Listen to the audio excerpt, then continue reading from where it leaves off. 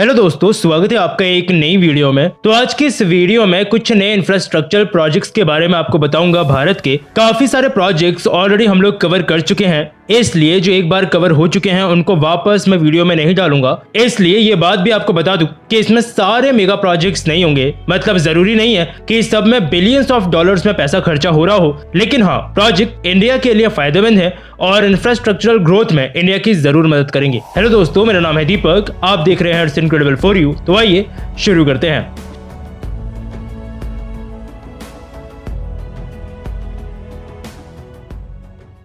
तो पहले प्रोजेक्ट से शुरुआत करते हैं। यह है जवाहर मेट्रो। तो जवाहर एयरपोर्ट के बारे में शायद आपने थोड़ा बहुत सुन लिया होगा अगर आप इंफ्रास्ट्रक्चरल प्रोजेक्ट से अपडेटेड रहते होंगे तो, लेकिन फिर भी मैं आपको बता देता हूं कि ये नोएडा में बनेगा, गौतम बुद्ध नगर डिस्ट्रिक्ट में, और नोएडा इंटरनेशनल एयरपोर्ट भी इस प्रोजेक्ट का नाम दिया गया है। बनने के बाद भारत का सबसे बड़ा एयरपोर्ट ये बनेगा। तो सीधी सी बात है कि अगर इसने इंडिया का सबसे बड़ा एयरपोर्ट बनना है और ये एशिया के भी सबसे बड़े एयरपोर्ट्स में से एक होगा, तो कनेक्टिविटी एक ऐसी चीज है जो इस एयरपोर्ट के लिए बहुत ज्यादा जरूरी होगी। इसलिए पॉड टैक्सी वगैरह का भी कॉन्सेप्ट इस एयरपोर्ट के लिए लाया गया था कि एयरपोर्ट से पॉड टैक्सी चला दे। लेकिन अभी कुछ समय पहले न्यूज आई कि नोएडा में एग्जिस्टिंग एक्वालाइन मेट्रो को एक्सटेंड किया जाएगा जवाहर इंटरनेशनल एयरपोर्ट तक। नॉलेज पार्क 2 स्टेशन पड़ता है एक्वालाइन पे नोएडा में, तो यहीं से एक्सटेंड करने की प्लानिंग फिलहाल में तैयार की गई है। डिटेल्ड प्रोजेक्ट रिपोर्ट इस एक्सटेंशन के लिए बना दिया गया है, जिसमें फिलहाल में ये डिटेल्स आई है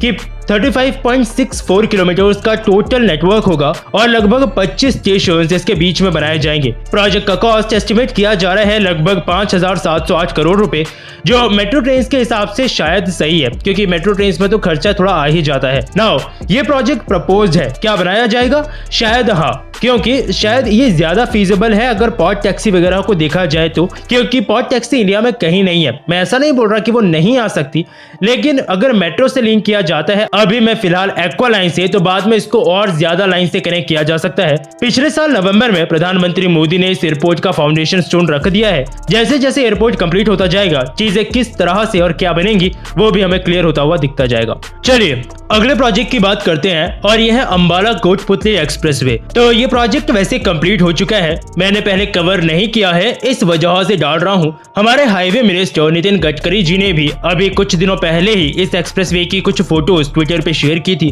मैं आपके लिए वही फोटो स्क्रीन पे लगा दूंगा। तो लगभग 313 किलोमीटर लंबा है ये एक्सप्रेसवे, और काफी हद तक पंजाब, हरियाणा और राजस्थान इन जगहों के लिए काफी हद तक एक्सपेक्टेड है कि रोड इंफ्रास्ट्रक्चर को ये एक्सप्रेसवे काफी ट्रांसफॉर्म कर देगा। अभी बना है एक्सप्रेसवे, इस वजह से पूरे एक्सप्रेसवे के अंदर एडवांस ट्रैफिक मैनेजमेंट सिस्टम लगाया गया है, जो कि स्मार्टली ट्रैफिक को मैनेज करता है। अपने ट्वीट में ही नितिन जी ने यह भी बताया कि अभी फिलहाल में इसका 227 किलोमीटर का एक ग्रीन फील्ड वाला जो सेक्शन है और उसको ट्रायल के लिए खोल दिया गया है। लगभग 9,500 करोड़ रुपयों का खर्चा पूरे प्रोजेक्ट को कंप्लीट करने में आया है, ये भी नितिन जी ने ही बताया।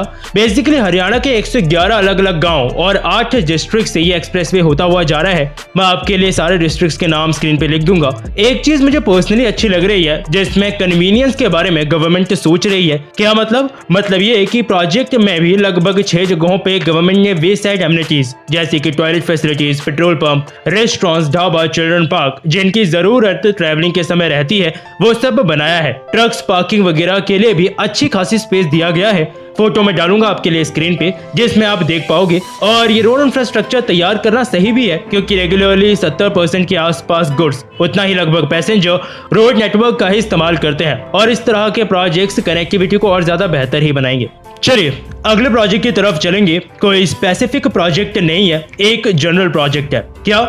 मेट्रोज। मतलब ये कि इस वक्त इंडिया एक बहुत बड़ा मेट्रो नेटवर्क तैयार करने में लगा हुआ है। मैंने कुछ टाइम पहले इस पे एक डिटेल्ड वीडियो बनाई थी कि क्यों इंडिया 2000 किलोमीटर के मेट्रो नेटवर्क्स को तैयार कर रहा है। वहां आप चाहो तो इसे डिटेल में जान सकते हो, लेकिन एक चीज बताऊंगा कि इंडिया के अंदर ये मेट्रो सिस्टम्स बनाने का कॉन्फिडेंस कहीं ना कहीं दिल्ली मेट्रो ने ही दिया, क्योंकि उससे पहले कोलकाता मेट्रो इतना सक्सेसफुल नहीं हुआ था कि उसका सिर्फ रेफरेंस लेके इसको हम दूसरी सिटीज में फैलाने की कोशिश करते। दिल्ली मेट्रो सक्सेसफुल रही काफी, आज सबसे बड़ा नेटवर्क भी है इसका, और इसी वजह से आज इंडिया के कई शहरों के अंदर metro system operational, under construction या प्लानिंग फेजेस में है। कुछ ऑफिशियल्स ने ये बातें तक बोली हैं कि 2047 यानी जब इंडिया की आज़ादी को 100 साल पूरे हो जाएंगे तो इंडिया के अंदर 100 शहरों में मेट्रो सिस्टम प्रॉपरली अवेलेबल होगा। और ये सही है, क्योंकि मेट्रो सिस्टम एक बेहतर मोड ऑफ ट्रांसपोर्टेशन है, फास्ट है, क्लीन है और सबसे इंपॉर्टेंट आज के समय में एक स्टेट के लिए डेवलपमेंट सिंबल भी है। ये मैंने पहले भी एक वीडियो में बोला था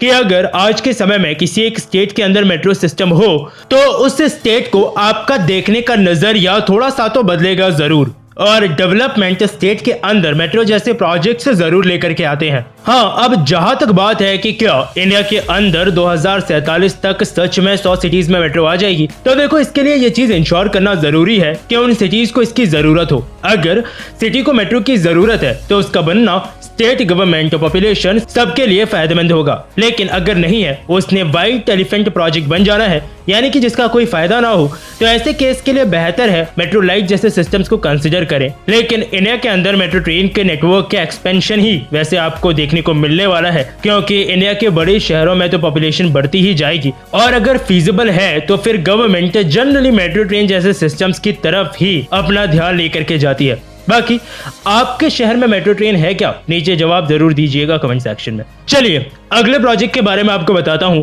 और यह है सेमी हाई स्पीड ट्रेन का नेटवर्क इंडिया के अंदर। चलो पहले आपको यह बता दूं कि सेमी हाई स्पीड ट्रेन कौन सी हैं। तो 180 किलोमीटर प्रति घंटा पे अगर ट्रेन चलती है तो हम उसे semi high speed train consider कर सकते हैं। वैसे ऑन ट्रैक 160 किलोमीटर प्रति घंटा भी कंसिडर की जा सकती है, क्योंकि हमारी फास्टेस्ट ट्रेन भी इसी के आसपास चलती हैं। तो यहाँ पे एक्चुअली दो तरह से India semi high speed train की तरफ आगे जा रहा है, जिसमें पहला है वंदे भारत, जिसमें इंडिया के लिए 400 वंदे भारत ट्रेन बनाई जाएंगी, ये बताया गया है। और नॉर्मली मैक्सिमम रूट्स पे यही इंडिया में बनी वंदे भारत ट्रेन इस्तेमाल में ली जाएंगी। अभी फिलहाल में तो 2 ही ऐसी ट्रेन इंडिया के अंदर चल रही हैं, और अभी जस्ट कुछ दिनों पहले तीसरी वंदे भारत ट्रेन भी टेस्टिंग के लिए लाई गई है। लेकिन एक जो काफी अलग सा कॉन्सेप्ट इस वक्त इंडिया के अंदर है वो है रैपिड रीजनल ट्रांजिट सिस्टम, जिसमें भी India semi high speed train से इस्तेमाल में ले रहा है। RRTS प्रोजेक्ट क्या है? जैसे 2 इंपॉर्टेंट कोई रीजन्स हैं जो थोड़ा पास पास हैं, तो उन्हें एक सेमी हाई स्पीड ट्रेन के कॉरिडोर बना के आपस में कनेक्ट किया जाता है। जैसे दिल्ली और मेरठ के बीच में ऐसा ही एक RRTS कॉरिडोर बनाया जा रहा है, और ट्रेन भी एल्स्टॉम ने इस प्रोजेक्ट के लिए देनी शुरू कर दी है। और उसके अलावा भी इंडिया में कई जगहों पे इस तरह के रैपिड रेल ट्रांजिट सिस्टम के कॉन्सेप्ट पे या कंस्ट्रक्शन पे काम चल रहा है। मैं कुछ ऐसे ही RRTS कॉरिडोर्स की लिस्ट आपके लिए स्क्रीन पे डाल दूंगा, और ये कॉन्सेप्ट अब देखते हैं कितना सक्सेसफुल रहेगा। दिल्ली मेरठ के बीच में RRTS शायद सबसे पहले शुरू हो सकती है, जिसके बाद में ये एक अच्छा मोड ऑफ ट्रांसपोर्टेशन बनेगा 2 बड़े शहरों के बीच में जल्दी और कंफर्टेबली ट्रेवल करने के लिए। तो बस यही कुछ प्रोजेक्ट्स हैं जिनके बारे में हम इस वीडियो में बात करेंगे। बाकी और भी काफी प्रोजेक्ट्स हैं जो कि इंडिया में चल ही रहे हैं। इन प्रोजेक्ट से रिलेटेड कुछ कहना हो तो नीचे कमेंट सेक्शन है, लिखिएगा जरूर। वीडियो पसंद आई हो तो लाइक और शेयर जरूर करना। मुझसे और भी कुछ कहना चाहते हैं तो ये मेरी सोशल मीडिया आईडीज, आप वहां पे मुझसे जुड़ सकते हैं। फिर मिलूंगा आपसे एक और इंटरेस्टिंग टॉपिक की एक नई वीडियो के साथ। तब तक के लिए अलविदा।